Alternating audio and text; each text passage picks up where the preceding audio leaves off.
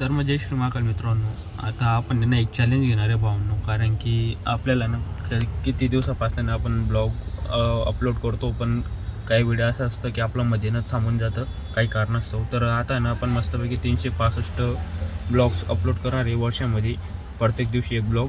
तर हा आपला चॅलेंज असणार आहे आता सध्याला.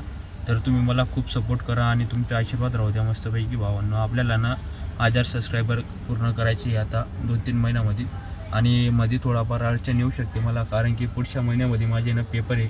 त्यामुळं बघू आपण काय होतं काय नाही.